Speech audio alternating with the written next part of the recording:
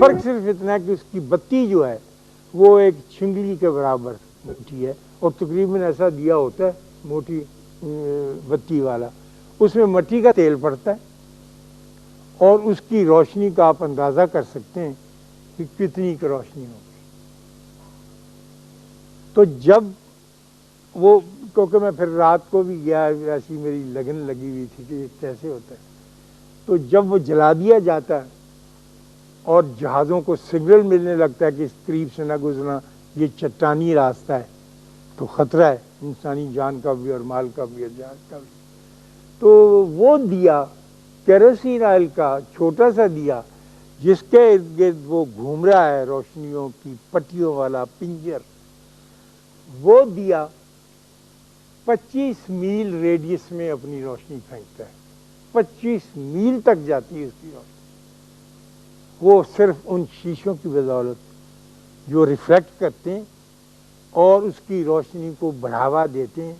اور وہ روشنی دور دور تک جاتی ہے۔ جب میں اسے دیکھ چکا اور آج کا وقت آیا اور میں سوچ رہا تھا، اور ولایت والوں نے اعلان کر دیا کہ آئندہ صدی جو ہے یہ انفارمیشن کی صدی ہوگی، اور آئی چیز ایک انفارمیشن ٹیکنالوجی کی ہوگی، اب علم جو ہے یہ ایسے پھیلے گا، تو بہت ساری باتیں ایک ایک کر کے میرے ذہن میں سے گزرتی رہیں کہ یہ روشنی علم کی کہاں سے کہاں تک پہنچے گی اور کیسے پہنچے گی، میرے سامنے آ گیا۔ تو میرا چونکہ اسٹڈی زیادہ میں کہیں پہنچ تو نہیں سکا، ریلیجن کی ہوتی ہے کہ ریلیجن کیسے ٹریول کر کے ایک فاصلہ طے کر کے پیدل چلتا ہوا کہاں تک پہنچ جاتا ہے، یہ مجھ پہ راز ابھی تک کھلا نہیں۔ جو لوگ آسان ہیں، میرے بچے ہیں نوجوان، وہ کہتے ہیں جی تلواریں مار مار کے دوسروں کو فنا کر دیتے ہیں اور اپنا ریلیجن سکھا دیتے ہیں، مسلمانوں نے سب کے گاٹے اتارے اور ان کو اسلام سکھا دیا چیزوں کو۔ تو یہ تو بات قابل قبول عقل مانتی نہیں ہے کہ جب بندے ہی مار دیے تو پھر آپ نے وہ دین کا، یہ کیسے پہنچ جاتا ہے یہ نہیں سمجھا۔ اب میں دیکھتا ہوں کہ دنیاوی معاملات تو چھوڑیں، دینی معاملات میں اتنا لٹریچر پہنچایا جا رہا ہے، میرے گھر ہی اتنا آتا ہے کہ میں اسے ٹھیک سے پڑھ بھی نہیں سکتا، اور وہ سارے کا سارا لٹریچر جو میں پڑھتا ہوں اور انفارمیشن کے لیے، معلومات کے لیے مجھ تک پہنچایا جاتا ہے، وہ میری ذات کے اندر نہیں اترتا۔ علم تو ہے اور پہنچایا بھی جا رہا ہے اور دور دور تک پہنچایا جا رہا ہے، لیکن وہ اترتا نہیں۔ میرا یہ جی چاہتا ہے کہ میں حسد میں سے نکلوں۔ حسد، بیویوں میں بہت حسد ہوتا ہے، وہ برداشت نہیں کر سکتی کسی اور خاتون کو اپنے گھر کے قریب سے گزرنے سے، لیکن یہ ایک طرح سے اچھی، میں اس کی داد بھی دیتا ہوں کہ میں اپنی بیوی کو بتا رہا تھا کہ گھر اسی طرح سے محفوظ رہتے ہیں کہ اگر حسد نعمت بھی بن جاتی نہ کیا جائے، ہم مردوں پہ چھوڑ دیا جائے کہ چلو کوئی نہیں یہ بھی ٹھیک ہے وہ بھی ٹھیک ہے، السلام علیکم، ہر ایک کو جفیاں ڈالتے پھرے، تو وہ گھر برباد ہو جاتے ہیں۔ تو ان کی بڑی مہربانی ہے کہ، لیکن جب یہ ضرور سے بڑھ جاتا ہے تو پھر کنجوسی آ جاتی ہے آدمی میں، تو اس کا کلا کما کیسے کیا جائے؟ اللہ جو کہتا ہے، اور اللہ بھی تو بڑا خیر الماکرین، بہت سیاح، حیران ہوتا ہوں میں۔ اللہ کہتا ہے کہ نماز پڑھو اور روزے رکھو مہینے کے، پھر شہر رمضان کے، اور نیک عمل کرو۔ تو میں تو پھنس جاتا ہوں کی جگہ آ کے کہ میں نے جب نماز پڑھ لی، روزہ رکھ لیا، کیا وہ نیک عمل نہیں؟ یہ اللہ نے تیسری کیٹیگری کیوں بنائی ہوئی تھی، نیک عمل کرو؟ میں سمجھا سکا ہوں نا؟ وہ پھر میں پھنسا ہوں کہ نیک عمل کیسے ہوتا ہے، اور نیک عمل تو پھر بندے کے، جب بھی میں سوچتا ہوں، آپ بھی سوچیں گھر بیٹھ کے کہ آپ نے کوئی نیک عمل کرنا ہے، تو آپ یہ کہیں گی کہ آجا اماں بہ جا، روٹی کھادی ہے کہ نہیں کھادی، تیرے پوت نے تینوں ماریا سی، ان تا نہیں مار، اب یہ نیک عمل شروع ہو گیا۔ دوست سے بات کرنے کا نیک عمل ہے، اچھا وقت گزارنے کا نیک عمل ہے، ابا جی کے ساتھ سلوک سے پیش آنے کا، یہ نیک عمل ہے۔ وہ خیر ہم نے چھوڑے ہوئے، وہ الگ سی بات ہے۔ تو یہ جو سارا لٹریچر، ساری کتابیں، سارا کچھ مجھے پہنچایا جا رہا ہے، یہ میرے اندر نہیں اترتا۔ میں ایک اچھا آدمی بننے کی آرزو سچ مچ رکھتا ہوں، اللہ گواہ ہے، لیکن یہ سارا کچھ پڑھ چکنے کے بعد، سارا کچھ سن چکنے کے بعد، ٹی وی کا پروگرام دیکھنے کے بعد اور زاویہ دیکھنے کے بعد میں وہیں کا وہیں رکا ہوا ہوں۔ میں کہتا ہوں یہ ڈاکٹر صاحب بڑی اچھی بات کر رہے ہیں، لیکن جب اٹھ کے کھڑا ہوتا ہوں تو میری آرزو تو یہ ہے نا کہ میرے اندر تبدیلی پیدا۔ لڑکی کی آرزو یہ ہوتی ہے کہ وہ اپنا خوبصورت لپسٹک، پاؤڈر، برش لگا کے صاف کر کے اور آنکھوں میں کاجل نکلے، جسم کی خوبصورتی ظاہر ہو۔ پھر ساتھ ہی انسان کی یہ آرزو کہ اندر کی بھی خوبصورتی ظاہر ہو، ایک اندر کا بھی حسن ہے، اندر کا بھی میک اپ ہے۔ بسم اللہ، باہر کا میک اپ ضرور کیا جائے، اچھا لگتا ہے، حکم بھی ہے کہ صاف ستھرے رہو، خوبصورت۔ اللہ جمال ہے اور جمال کو پسند کرتا ہے، اللہ حسن کو پسند کرتا ہے، تو یہ اس کی مہربانی ہے، اس نے اجازت دے رکھی۔ تو اب یہ دیکھنا ہے کہ ہم اندر کا حسن کیسے اجاگر کریں۔ وہ تو وہ میں جو لائٹ ہاؤس کی آپ سے بات کر رہا تھا، جو وہ میرے ذہن میں آیا کہ وہ چھوٹا سا دیا جو ہے، جو بالکل مونگ پھلی کی ریڑھی کو مشکل سے ہی روشن کرتا ہے،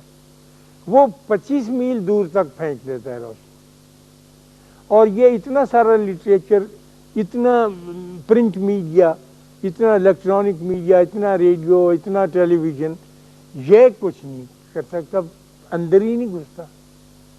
تو وہ دیا کیا کمال کا ہے اور یہ کیا؟ تو پھر خیال آیا مجھے، ایسے یہ پتہ نہیں ٹھیک ہے یا نہیں، کہ وہ جو اس کے اندر مہذب شیشے لگے ہوئے ہوتے ہیں نا، جو اس کی روشنی کو ریفلیکٹ کرتے ہیں، جو اس کے بہت قریب ہوتے ہیں، اور وہ گھوم رہا ہے، وہ اپنی روشنی بیچارہ چھوٹا سا لیمپ ان شیشوں میں اتارتا ہے، اور وہ شیشہ ریفلیکٹ کر کے دوسرے گھومتے آنے والے شیشے میں ڈالتا ہے، وہ اس کو ریفلیکٹ کرتا ہے۔ یوں کرتے کرتے کرتے کرتے جب وہ سمندر پہ پھیلتی ہے روشنی، تو وہ 25 میل ریڈیس کی بن جاتی ہے۔ لیکن اگر ڈائریکٹ وہ پھینکے گا تو کچھ نہیں ہوگا۔ تو جب تک بندے کا علم بندے کو عطا نہیں ہوگا اور بندہ نہیں اس سے سیکھے گا اور نمونہ نہیں بنے گا، اس وقت تک نہیں ہوگا۔ مجھ سے میرے بچے کہ ابو دادا یہ تو مسلمان بڑے لڑاکا تھے، تلوار لیتے تھے، وہ کرتے۔ میں نے کہا اچھا تمہاری بات مانتے۔ پھر مجھے خیال آیا یا اللہ، یہ سنکیانگ جو ہے چین میں، جہاں ایک چھوٹا سا رستہ جس کو اب سلک روٹ کہتے ہیں، اس کے اوپر اونٹ پر سوار ہو کر ایک آدمی چلا جا رہا ہے۔ دیکھو اگر کبھی آپ گئے ہوں تو وہ پہاڑ دیکھ کے لرز اٹھیں، اور نیچے خوفناک بہتا ہوا دریا، اور وہ چلا جا رہا ہے ایک اکیلا چھوٹا دیا، وہ مونگ پھلی کی ریڑھی والا دیا، اور سنکیانگ میں پہنچ جاتا ہے۔ اب اس کا نہ تو لٹریچر چھپا ہوا ساتھ ہے، نہ وہ بولی جانتا ہے ان کی، نہ وہ ایک دوسرے کے ساتھ کمیونیکیٹ، بہ گیا جا کے۔ تو وہ جو سنکیانگ کے اس زمانے کے بدھسٹ تھے، کنفیوشس تھے، وہ کہتے ہیں یار یہ کمال کا بندہ ہے، اٹھ کے ادھر چلا جاتا ہے، پھر یہ کھڑا ہو جاتا ہے، کانوں کو ہاتھ لگاتا ہے، تو وہ اس سے اپنی بولی میں اشارے میں پوچھتے تو کیا کرتا ہے، اور تو اتنا اچھا کیوں ہے؟ جیسے یہاں گائیاں چرانے والے بندے داتا صاحب آ کر بیٹھ گئے غزنی سے، تو دریا تھا، وہ دریا کے کنارے اوپر بیٹھے تھے گائیاں چرانے والے جو ہندو تھے، گائبان، وہ آ کے پوچھتے تھے کہ ایک نیا بابا آیا، بولی ہم اس کی جانتے نہیں، نیلا آبرن پہنتا ہے، یہ ایسا کس طرح سے ہو سکتا؟ دادا صاحب پانی کا گھڑا بھر کے لاتے تھے اور رکھتے تھے، تو لوگ پانی ٹھنڈا پی لیتے تھے جو گرمیوں میں تھے۔ تو وہ کہتے تھے کہ بابا تم کو یہ کہاں سے تم نے یہ سب کچھ، تم اتنے اچھے کیسے؟ اس نے کہا یہ سب اللہ کی، اب بولی سمجھ میں نہیں آ رہی۔ اور وہ کہتے تھے کہ ہم کو اپنے جیسا بنا دے۔ اس نے کہا نہیں، اپنے جیسے ہی ہو تم، ٹھنڈا پانی پیا کرو بس، میں نے کرنا کرانا کچھ نہیں۔ جب بہت ہی زور دیا تو انہوں نے کہا کہ تم اتنے سارے خداؤں کو مانتے ہو، 5-6 خدا ہمارے اچھرے میں ہوتے تھے، لاہور میں ایک جگہ اچھرا، سب سے بڑے بت وہاں ہوتے تھے، اچھرا بہت آباد تھا، لاہور کم ہوا تھا۔ یہاں پر دادا صاحب کے زمانے میں اخروٹ کے اور بادام کے اور کرنی کے بڑے درخت تھے، عجیب و غریب باتیں۔ خیر، تو وہ پوچھتے تھے کیا، ایک گروہ چلا کشتی میں رکھ کے، فارس کی گندک اپنا سیلون کا سنگل دیپ کا گرم مسالہ، ہندوستان کا ڈھاکہ کپڑا وغیرہ اس زمانے کی بات ہے، یہ چیزیں لے کے 5-6 ارب تاجر، وہ کشتی رانی کے بہت ماہر تھے، چلتے چلتے چلتے چلتے ایک عجیب و غریب جزیرے میں پہنچے جس کا انہیں نام بھی نہیں آتا تھا، تو وہ جا کے ساحل کے اوپر اپنی چیزیں پھیلا دیں کہ بیچیں گے، تو لوگ آئے خریدنے کے لیے، عورتیں مرد دیکھنے کے لیے، کھلونے، شیشے کا سامان، شیشہ انہوں نے دیکھا نہیں تھا، تو وہ شیشے کا سامان دیکھ کے بہت حیران، تو قیمت ان سے پوچھیں، جو بھی طے ہوئی، وہ بندہ بیٹھا تھا وہ بتاتا تھا انگلیوں کے ہاتھ کے اشارے سے۔ انہوں نے پوچھا کہ یہ کون سی جگہ، انہوں نے کہا اس کا نام انڈونیشیا ہے، تو انہوں نے کہا کہ ہم تو ادھر آ گئے کشتی میں رکھ کے میں، تو وہ چیزیں خریدتے رہے کرتے رہے، سودا کرتے ہوئے